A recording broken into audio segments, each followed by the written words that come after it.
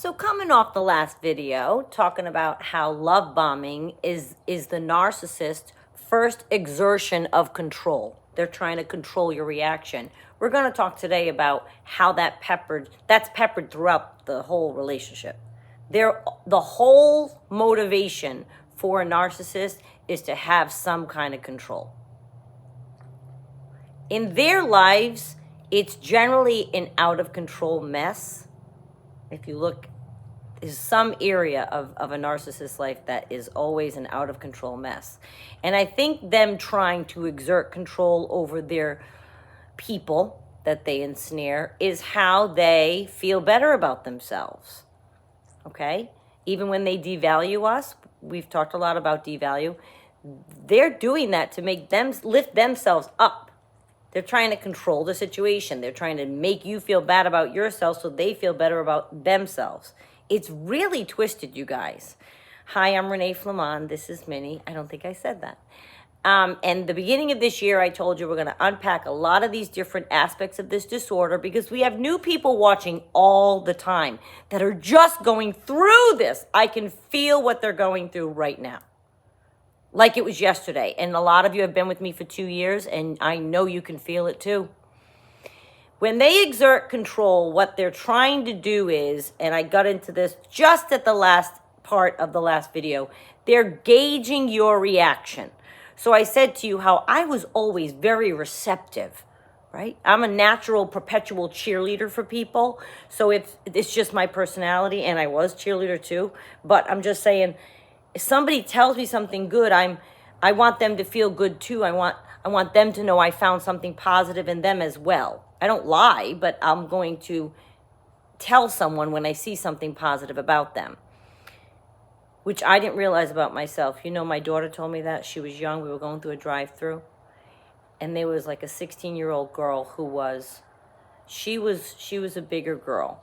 And I just said, your skin is beautiful. Look at your little freckles. I remember she had the cutest freckles. She had white Irish cream skin. Anyway, we drove away, and my daughter goes, you know what you do, Small? She calls me tiny or small. You know what you do, Small? She goes, every single person you see, you try to leave them feeling a little bit better than before they saw you. Oh, my God, I cried. She was a teenager. But that personality trait of mine, how do you think a narcissist made out? Woo! Their ego was here. Because they're telling me something now. I'm going to be like, oh, is that really what you did for a living? You must feel really proud of yourself. That's some hard work you did. Is that right? Well, I couldn't do it. Like, I'm going to respond in kind. They know they got me. They're exerting control. They're putting me right where they want me. Right where they want me. And it was easy for them because I was very open to that. Open to that and very anxious to find that. I'm no longer in that spot in my own life because now I accept that I'm never going fast again. It's not going to be a lightning thing for me ever. So nobody now has control to turn me that way. I will say no. And I'm going to give you an example in a minute of what happened to me. But they're also gauging your reaction to, will you argue? Are you quiet? How much can they get away with? Are they going to stay out at a bar till 6 o'clock? They get out of work at 3. They come home at 6. You don't say anything. Maybe the next time it's 8. Maybe the next time it's 10. Maybe the next time it's 2 in the morning. You don't say anything. Are you the type to say something? Depending on your level, what you think is acceptable or not, right? I knew that these Boca trips that he was taking, Boca, let's just use that word for... Okay, Boca. I knew that they were no good. So the second one the narcissist went on was that 4th month into COVID, and he came back here. I told you he stayed here during COVID. His stuff was in bags. Behavior was shady. The whole thing was shady. I knew it. I was right, of course, right? And it doesn't even matter what went on. You don't go party in Boca without your girlfriend unless you're looking for someone else. So that's not even being a girlfriend. You're staying in my home during COVID. This is the kind of weird stuff your narcissist is doing? Yeah, look at that. And they say, I'm going to take a weekend trip to Boca. You don't think I could use to get out of the house? You're going to go be with people in the middle of, I thought we were quarantine. I mean, just red flag, red flag, red flag. Stuff done. I continued to see him after that, though, because he knew that I had already accepted other things that he had done. So, okay, he found out that this is something that, no, this was too far. Your stuff's in bags. And he had to find another place to lay his head. But I still continued to spend time with him. And I continued to find out other things. And I continued to spend time with him. And you know, I was in that net. And I know what that feels like. I was in it.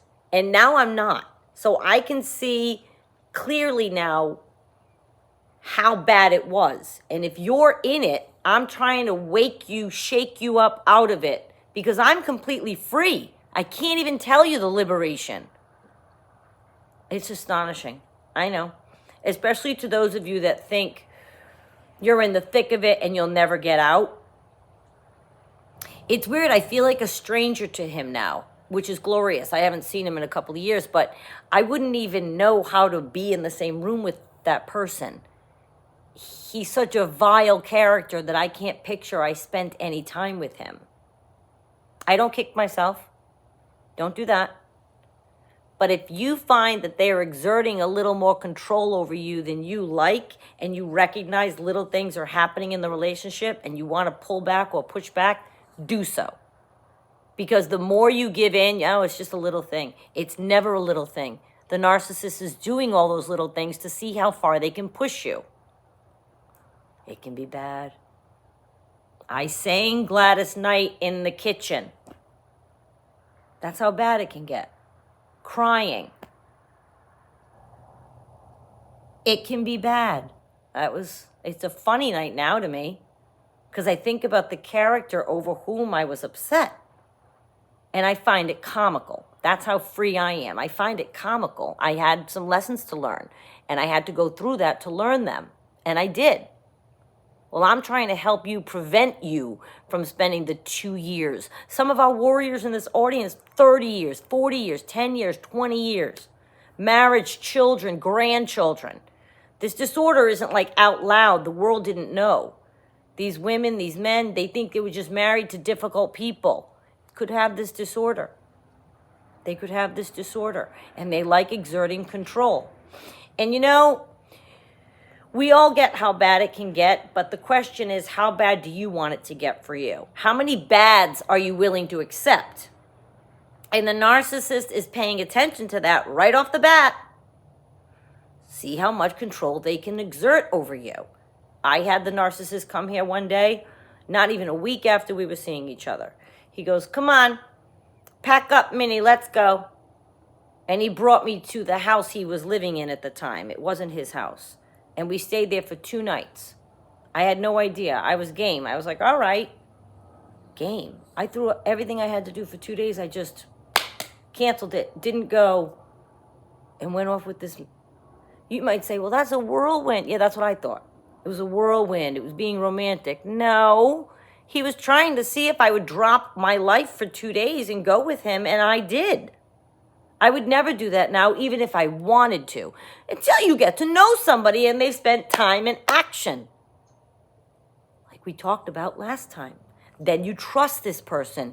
They spontaneously want you to scoop you up and take you somewhere. Sure. Wouldn't you trust someone? I didn't know this guy. I said, sure. Exerting control. So right off the bat, this cat knew he had already exhibited ill behavior within the first week. So he knew I'm accepting ill behavior. He knew that I would drop everything and go with him. He came over here. I told you another night I was painting. This was a few days after I knew him. I dropped what I was doing and I went to dinner. I wanted to paint the wall. I had a friend staying with me for a while. She was here. We could have hung out. I had other plans. I was in paint clothes when he shows up at my door, and I drop everything, took a shower, and go to dinner? No. It's not romantic, and it's not a whirlwind, and that is them playing powerful, and they are testing you. All of these little things. You might say, well, how do I know if it's being a romantic gesture or if it's being... Has he spent time in action? Do you trust this person? Do you know their life, their family, their friends, their history, their work? Is anything hidden? I don't mean you need to know his bank account. I've been married and divorced and I never saw that. I don't care about that business. That's important, they say. I didn't mean to open up a whole topic. Yes. I got lucky. I got one that I could trust, and I still do. So I got lucky with the husband that I had. But I'm just saying to you, do you know his life? Do you know his life? His history with other partners? How has he behaved? What is he saying about his other partners? How does he talk about his mother? All of these things. And then somebody wants to whisk you away. Yes, it can be romantic. But just watch, they're trying to exert control. Next time we're going to talk about that first time they break your heart.